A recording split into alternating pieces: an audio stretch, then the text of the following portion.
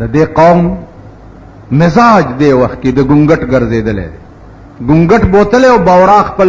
کلی ته چې راځه زما وطن وګوره ګونګټ چې سار روانې دونو خیال یو کو چې زما خوراک خو غل دی او دا باورا خو د ګلونو رس کی زبال ته خرم څه نو ځان سره د غلو دوه روړای په سپېګمو کې خو ولاړو ټول ورځ باورا وګرځولو په چمنونو کې ګلونه او ها مازیګر ته پښتنه وکړه چې څه خوان دی او د دې ګلونو د بوینو وغیرہ هغه والله که په څه پوښتنه ولی سپېګمې ورته داسې کړې زما سپېګمو کې دا بل ګن پروت مال د ګلو بوین چرته راغی نن د قوم په سپېګمو کې د غلو روړای پرتی دي د اسلام بوین چې ورزي خو چرته ابوبکر ته به ورزي عمر ته به ورزي عثمان ته به ورزي علي ته به ورزي ابو هريره ته به ورزي حضرت انس ته به ورزي د پیغمبر د ګل بوین چې دی هغه خو به هغه خلقو ته ورزي نو عبد الله ابن ابي ابن سلول یا دغه اولاد ته به د ګل بوین څه ورزي مولانا شبیر وایي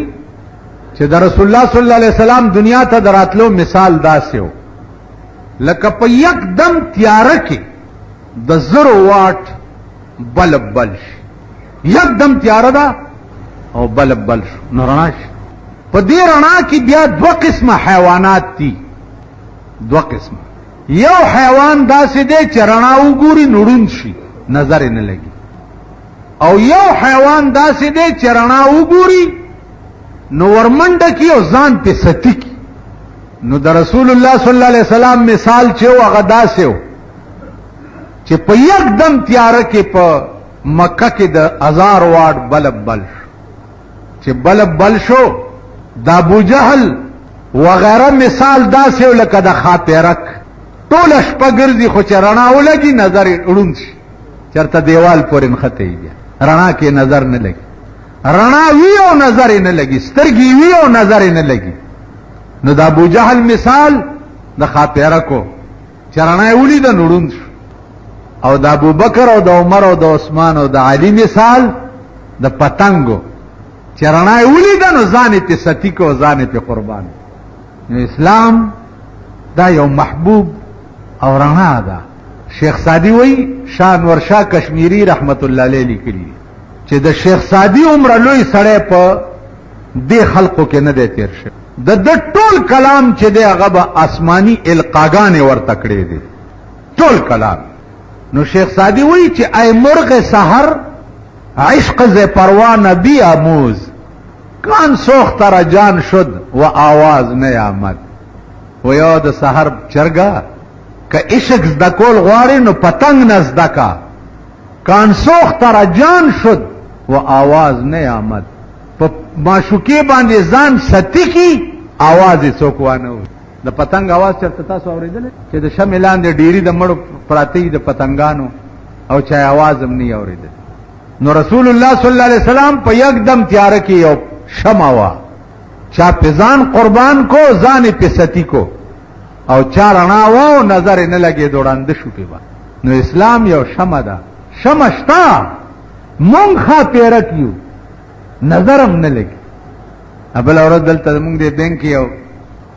بزرگ دی ګیره مو سبانو څای غوندي جبای کول ما نه تاسو کول داده سیده مال خبره وره د بینک کاروبار کې تا نه یو لفظم چرته لاندې باندې کیږي ویل نه مال خو دې له خواري کړي دا کنه ویلا خواري خو می کړي دا مال د اسلام په دومره معمولی مسله ته نه پويږي ویل چې پوي دې خو خبو کنه مال خدای دې عمر لا پوي مکه خدای راستی کې درته وې دینه پس به ته پويږي او دینه پس به دا قوم پويږي یا دا خلک به پويږي یو سره په دینه پويږي چې د چيله لکه زخمی شوی د قرباني پکېږي مولا لرا روانه کړی دا واخ کړی او سکه ماته شوی دا یاره په دې قرباني کیږي کنه کی دیک ته په اسلام په دې کې ښکاری چاله کدا سکه نه دا خو جوړ څه چل دی بالکل دې مليانو ته چې ټکه ورته نه خای خپل از دکوا کنه په ګرنیټ لګېدلې په توپ لګېدلې په کلاشن کوپ لګېدلې برمشوي څه بلا در باندې شي دا خدای حکم ابراهيم عليه السلام هم ستاسو غوندې بني آدم وکنه انسان خوب ولیدو او زوی راونی و د لاسه چې یا بنیا انی ارا فی المنام انی اذبحک فانظر ماذا ترى. اے بچیا ما خوب لیدلے په خوب کې راته ویلې شو چې دا زوی دی حلال کا. څه وکم؟ او د 12 کالو زوی دی ورته څه وایي؟ ستا د 12 کالو زوی چې په خطیګه د خنزیر بچي چې ګوره په ویډیو گیمونو کې بناستی او په میوزیک سنټرو کې بناستی او په بیلیټونو کې بناستی. د ابراهیم علیه السلام زوی دی او د 12 کالو دی او پلار د لاس نه نیولې دی. زمونږ هم زامن د مولیانو زامن وګوره، د پیرانو وګوره، میاګانو وګوره، سیدانو وګوره، پناه په خدای. بل ورځ راته یو سړي ویل زامن مې نشته بل واده کوم، مال خدای دې کور وان کا شکر او باس چې ونکي.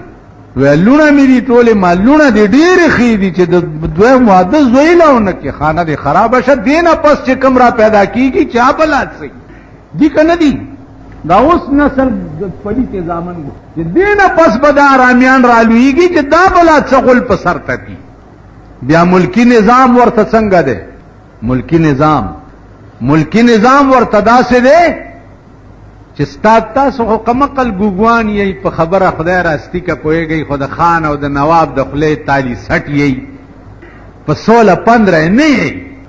ستا ملک ټول فرنٹ دې دپاره جوړیږي چې دا شریعت لا چې کومه په ملک کې برای نام نافذ ده چې دا ختم شي. دا برای نام شریعت بینچونه دي ځکه چې امریکا دا نه غواړي چې اسلامیک بلاک دې جوړ شي په دنیا کې. نو دا برای نام شریعت بینچونو ختمولو دپاره دا موجوده لوبه چې کومه جوړه ده دا دې دپاره جوړه ده. اوس نه تاسو اسلامیک بلاک پیژنئ او نه اسلامیک لا پیژنئ او نه څه پیژنئ. شیخان غوندې بس مونږ کوي لوبه دې لا جوړه. ټولې لوبې ستا په ملک کې امریکا کوي، ټولې لوبې. دای پوخ عزم کړی دی چې مسلمان متحد نشي. که مسلمان یو شو داغه جواب بیا د دنیا کافر نشي کول. ټولې لوبې دې له جوړې. د کابل لوبه دې له جوړه ده، د بوسنیا لوبه دې له جوړه ده، د عرب ملکونو لوبه دې له جوړه ده، د پاکستان لوبه دې له جوړه ده چې چرته اسلامیک بلاک جوړ نشي. یو صدام حسین ورته لږ نیغ شوی امریکې ته سی ور سره وکړه، بیا ستا د اسلام دا بغیرت ملکونه ټول امریکې سره مرګري شو. یو ورته نیغ. په عراق کې ورشه اوس هم وګوره، تعلیم مفت، علاج مفت، سکونت مفت، ټول نظام زندگی مفت.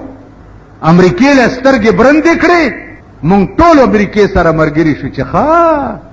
تا ماما سره چک واچولو. دا د امریکې تالی سټ چې دا ټول داغه خلاف. صدام زما د ترور زوی نه دی او نه مې د ماما زوی دی، خو زما ایمان دا دی زما یو استاد او زمونږ ارسار سو هغه به وی چې جو کتا انگریز کو کاٹے اس کا منہ چومنا چاہیے. جو کتا انگریز کو کاٹے اس کا منہ چومنا چاہیے. کم سپیچ پا انگریز چکو لگئی خلے سپوئی. حالانکہ دا سپی خلے سپول ناروا دی پلیت شے دے وینا انگریز دا سور نزیاد پلیت تے چے سپے پہ چکو لگئی دا سپی خلم سپ کا. کم سپیچ پا امریکہ چکو لگئی دا سپی خلے سپول پکار دی. نو صدام حسین خو متیازم سکل پکار دی دے بے غیرت ہوتا. نو عزیزانو لوبے ٹولی دا دولت او دا دنیا دی. دا سرمایہ دارانہ نظام چې په پاکستان کی وی، دا دولت، دا اجرے، دا شنی او تور چائے، دا کوکا کولے بوتلے، دا چستا په پاکستان کی وی سرمایہ دارانہ نظام عمر لبا دا خیورز مخ نگو رئی. دا جارو بم پلاس کی او د سرمایہ دار اجرے با جارو کوئی او د سپو غندے با ورطا پا در کے ولاڑی د سپو غندے خورز بدر تا خدای نه نصیب کی. ځکه چې چرته د اسلام او د سرمایدار مقابله راشي التدا قوم اسلام باندې توکانی نه توکی د سرمایدار په مقابله کې توکانی او کریم دي. تاسو عمر لا تاسو څه خلک کم قوم چې ځان ته پښتون هم وای، پښتون او جارو د خزې لاندې وای هغه ته پښتون ویلی شي؟ نه نه ټول وای کنه. تاسو څه شي؟ تاسو خزي سليمان عليه السلام د زمانه د مارغه قصه می درته کړیو چې مارغان راوخته چې راشي مشوره ده دا هدهد مادغه په کې لیټ شو ولی لیټ راغی لکه وې صاحب لار کې راتلم یو مسالې رانه چاته پوسو څه مسله ورته وی چې خزي ډيري دي کسړي وینو تا ورته څه ما ورته وی چې خزي ډيري دي وینو تا د ټولي دنیا خزي او سړي په شمار کړی دي څه وینا چې کم سړی د خزي منی دامم په مثال د خزي کا نو استاد زمانہ کې د خزو منلو والا ډیر دي نو دامم خزي کړی نو خزي ډیر دي هغه زمانہ کې اوس خوار سړی نر خزي د خندیر بچي خدای راستی کا ورته یعنی کړت کولې شي تاسو خزو ته واده کړي ها ونه کړت کولې شي کړت که خزه دی وای چې بایسکوپ ته زم حج زبردر سره پاردل کی که خزه دی وای صدر روډ ته زم شاپینګ کوم ته زب بړوا به در سره کاغه وای آرمی سټیډیم ته زم شاپینګ ته وای زب دله به در سره وای کنه وای تاسو خزه اوس یو کار پاتې دی بلکې دو پاتې دي یو رانه پټ تاسو کوي بیا د لوډ سپیکر د ویلو نه دی او یو درته وایم یو پاتې دی چې مونږ کور کې کینو دا خزم کارونه کوي مونږ په ځان خزانامه کیدو دا نر خزای چې دا سړی کې دای غټي او مونږ یې خورو ځکه چې فلحال په دې ملک ګورای نه میړیم نو کوي خزم نو کوي خزای په دیوزی سړی په دیوزی ته خبر نه چې کم خلاړو تاسو پوه شئ نن ټول ملک قوم وګورا خزو لاندې جارو وای کنه وای خزو له تابعدار دي کنه دي دا د قوم حال نو دم دغه سیخ دي دا ټکیږي نه او د خدای په لوی کرم بکیږي په عقل ګرانه د زما د آشنا مینا که د خدای مهرباني وشي خو څه به وشي او کني په عقلي زما عقل دا نه مانی چې پاکستاني قوم بم چرترای راز تراشي زما عقل کې دا نه راځي دی وجنا قربانای دی عزیزانو مسلې پکې څه کوي او بس ګډان دي یا غواګانی دي حلالي به کې غوخي مخې به وخوري او نور ته خبر نه چې اوس دا مسلې تپوس چا نه وکا چې ابراهيم عليه السلام د زوی د لاس نه نیولې دی ورته وی چې اني اذبحك د تعالالوم زوی ورته څوي قال يا ابت فعل ما تؤمر اے پلارا چې صدر ته حکم شوه د زرداغي تعاملو کا زرکوا تبس کې بچیا وزه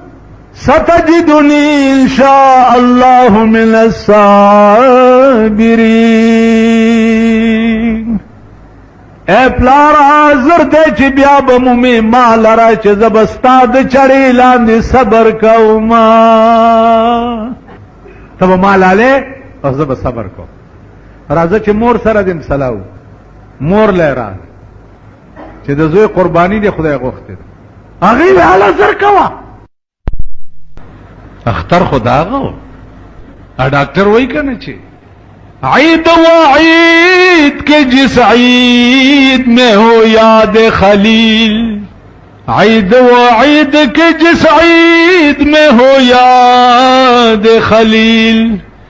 جس نے بیٹے کو کیا پیش کش رب جلیل اختر خود ابراہیم علیہ السلام چې زوی خدای ته پیش کړو د قربانۍ لپاره زوی پیش عید و عید کے جس عید میں ہو یاد خلیل جس نے بیٹے کو کیا پیش کش رب جلیل ننھی سی جان نے ایمان کی عزت جانی عید کا دن ہے اور جان کی ہے قربانی د ایمان قدر اغه معشوم په جندو دا اختر ورځ ده لکان د خوشاله د پاره تیارې کوي اسماعیل د قربانۍ د پاره تیارې کوي اختر خدایو بیا چې مناته بوتلو اوس قران څومره په خوند دا خبره کوي فلما اسلما وتله للجبين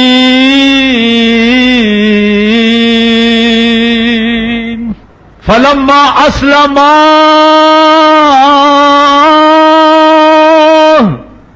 وَتَلَّهُ لِلْجَبِينِ اسلما تسنیه صیغه ده. هر کله چې پلار او زوی دواړه د خدای حکم ته گردن نهاد شو، زوی پالاله دو راضی شو، پلار په قربانولو راضی شو. وَتَلَّهُ لِلْجَبِينِ او د ګډوري غوندې راواچو، سترګې وتړلې، په مړی ورته چاړه کې. جبرائیل ته ویل سکندونو کې د ګډ جنت ګډ راولو د خپو کې سملوا چې اسماعیل درنا لال نشي. چې په مړی چاړه راخ کا او خرلار جوړ شو چې ابراهیم خپې سترګې پرانیستې چې ګوري ګډه لال کړه پروت ته اسماعیل ولار دی. په غوسه شو چې دا ولي ما خو زوی لالولو دا ګډ کم ځای نه راغی. نو الله ورته څه وایي؟ وَنَادَيْنَاهُ أَن يَا إِبْرَاهِيمُ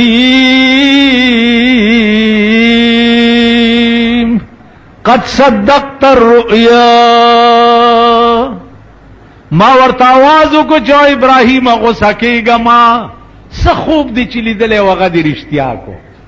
امتحان مې در باندې غرض او پکې کامیاب شوې. نو ما ته په دې خبرو باندې انتهایی افسوس وشي چې یو قوم د قوم دومره نه پوي چې کم ساروی کې چې کم قسم عیب پیدا شي قربانی پې نه کېږي او چې کم قسم عیب پیدا شي قربانی پې کېږي. تھرو آؤٹ ټول قوم ته دا پته نشته. د منځونو د دې قوم